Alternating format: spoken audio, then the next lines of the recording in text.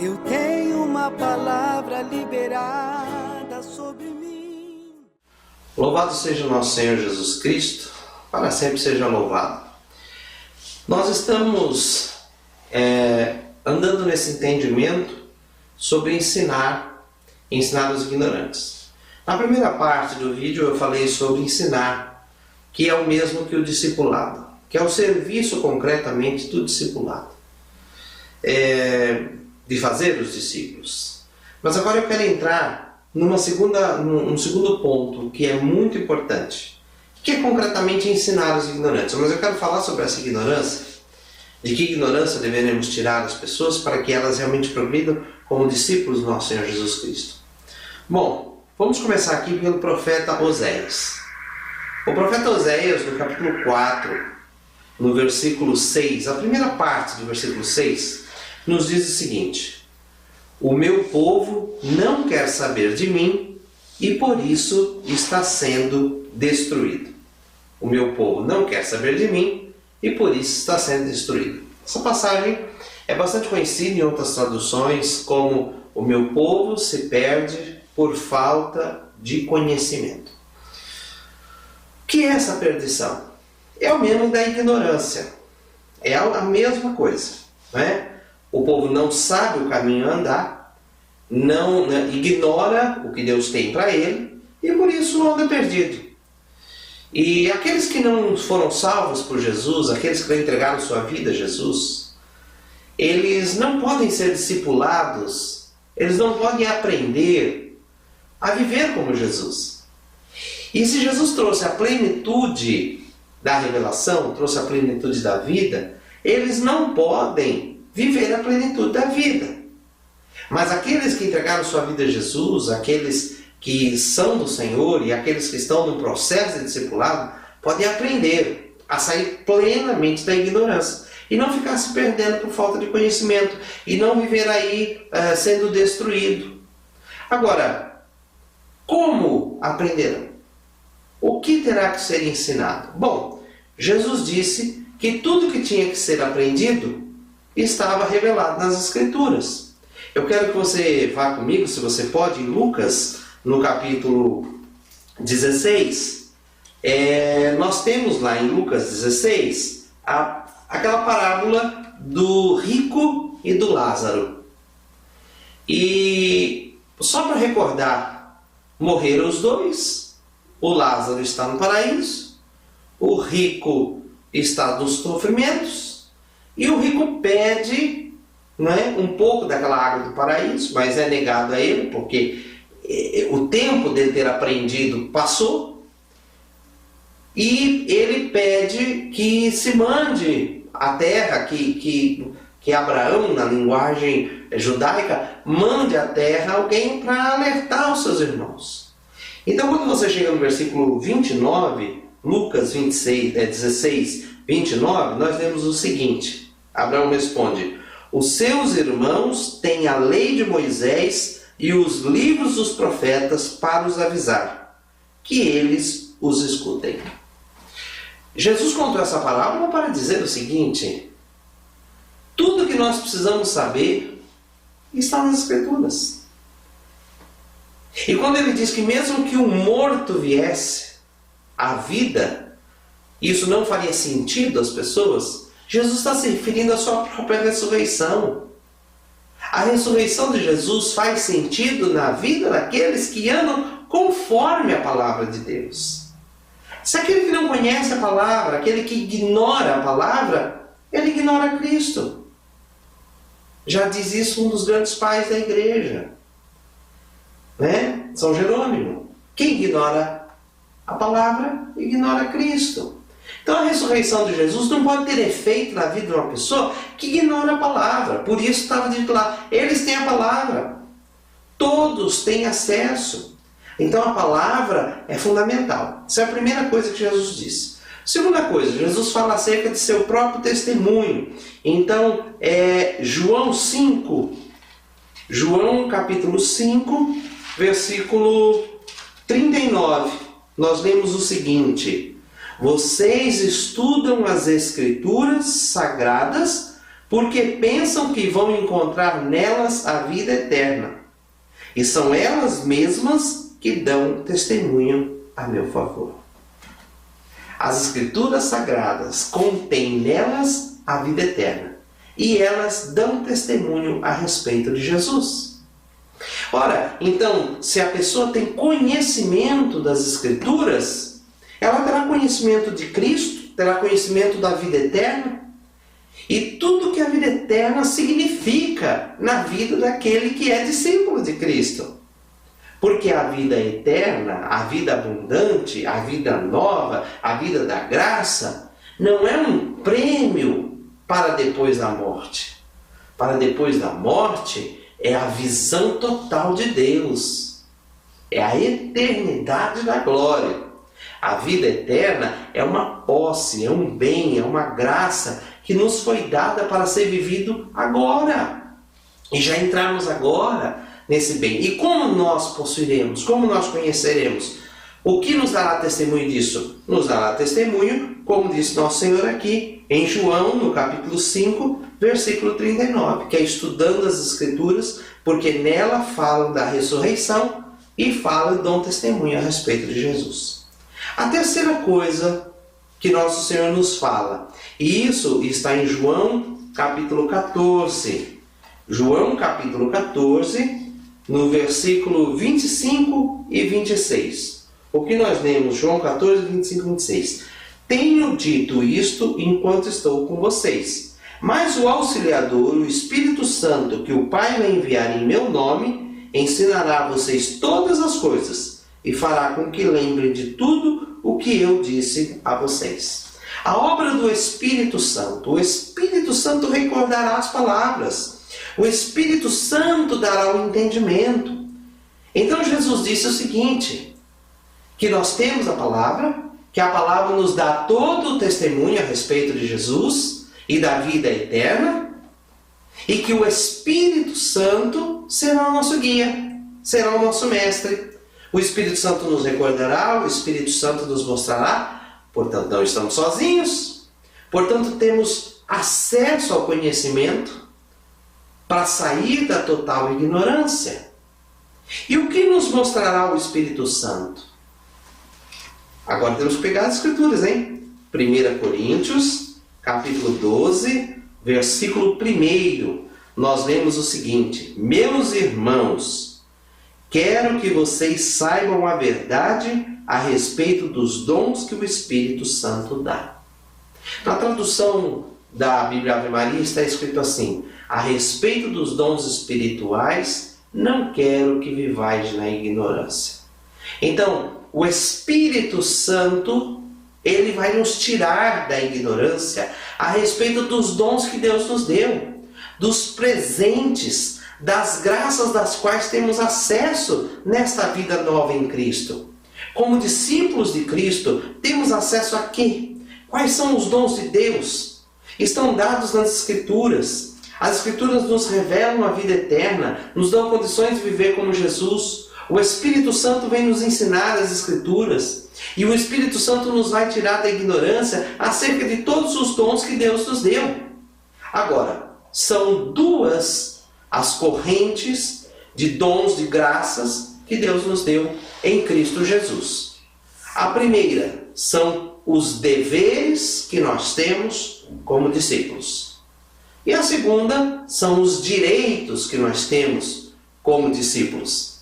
Na medida em que a pessoa aprende sobre seus deveres e seus direitos e obedece à palavra, nesta medida ela sai da ignorância e passa a viver em plenitude e vai crescendo até alcançar a maturidade de Cristo, como nós tínhamos visto na primeira parte desse ensinamento, lá em Efésios, no capítulo 4, no versículo 13. Lembra disso? Mas vamos ver então primeiro os deveres. Os deveres, nós vamos pegar uma passagem que está lá no Antigo Testamento, no livro do Deuteronômio, no capítulo número 6, isso, versículos de 1 a 3.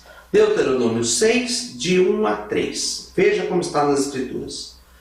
Moisés disse ao povo: São esses os mandamentos e as leis que o Senhor nosso Deus mandou que eu ensinasse a vocês. Portanto, obedeçam a esses mandamentos na terra em que vão entrar e que vão possuir. Temam o Senhor nosso Deus, vocês e seus filhos e os seus netos, e cumpram sempre todos os mandamentos e leis que eu lhes estou dando, e assim vocês viverão muitos anos. Povo de Israel, tenha o cuidado de cumprir a lei de Deus. Então, conforme disse o Senhor, o Deus de nossos antepassados, tudo correrá bem para vocês, e vocês se tornarão numerosos naquela terra boa e rica onde vão viver. Deuteronômio 6, de 1 a 3. Deus nos deu preceitos.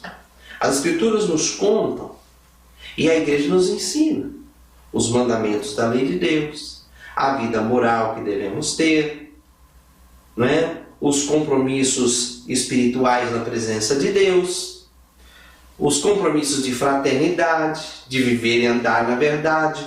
A palavra de Deus é a luz para o nosso caminho, lâmpada para os nossos pés. Se nós obedecermos a palavra e fizermos tudo o que devemos fazer como cristãos, como filhos de Deus, como co-herdeiros com Cristo, se nós fizermos, se nós obedecermos, nós cumprirmos com os nossos deveres como filhos de Deus, nós andaremos na presença de Deus. E Deus andará em nossa presença. Então, a Escritura vai nos dizer, lá no Salmo número 18, eu ponho sempre o Senhor na minha frente. Ele está ao meu lado e eu não vacilo. É o Salmo 18, eu acho que é isso, ou Salmo 16. Deixa eu tomar a passagem, porque para que eu não trombe com a palavra. Salmos, capítulo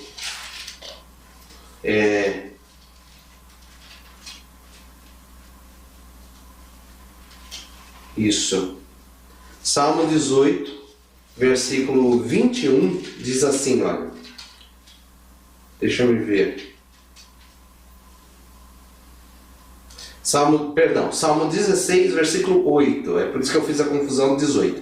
Salmo 16, versículo 8. Está escrito assim: estou certo de que o Senhor está sempre comigo. Ele está ao meu lado direito e nada pode me abalar.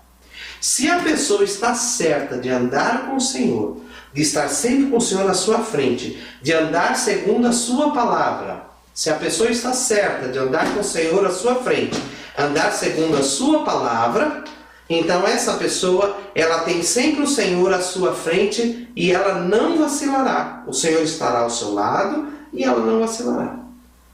Certo? Então, aprender o que nas Escrituras? A andar conforme Jesus. Atos 10 diz, Jesus passou fazendo bem. Andar segundo a palavra de Deus. Cumprir os deveres como cristão. Viver segundo os mandamentos. É isso que nós temos que ensinar. Ensinar os deveres. E a palavra vai nos guiar nisso. Mas não são só deveres. Nós também temos direitos como discípulos. E essa é uma parte, infelizmente, muito negligenciada no discipulado. Muito mal ensinada por muita gente. E às vezes jogando todos os nossos direitos para depois da morte. A Bíblia diz que nós veremos os benefícios do Senhor ainda aqui, na terra dos viventes. Então, quais são nossos direitos? E aí eu quero que você vá comigo em 2ª carta de São Pedro, no capítulo 2 Pedro, no capítulo 1, nós lemos o seguinte, 2 Pedro, capítulo 1, versículos 2 e 3. Veja o que o apóstolo São Pedro está dizendo. Que a graça e a paz estejam com vocês e aumentem cada vez mais por meio do conhecimento que vocês têm de Deus e de Jesus, o nosso Senhor.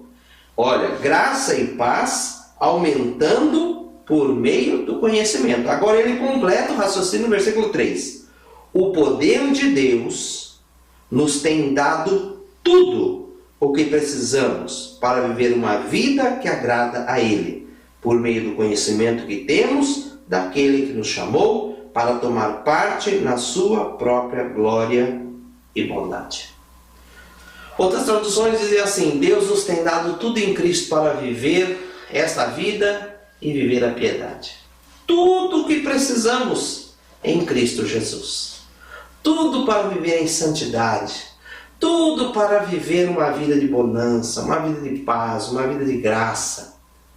Seja para as nossas necessidades espirituais, morais, materiais, na saúde, na família.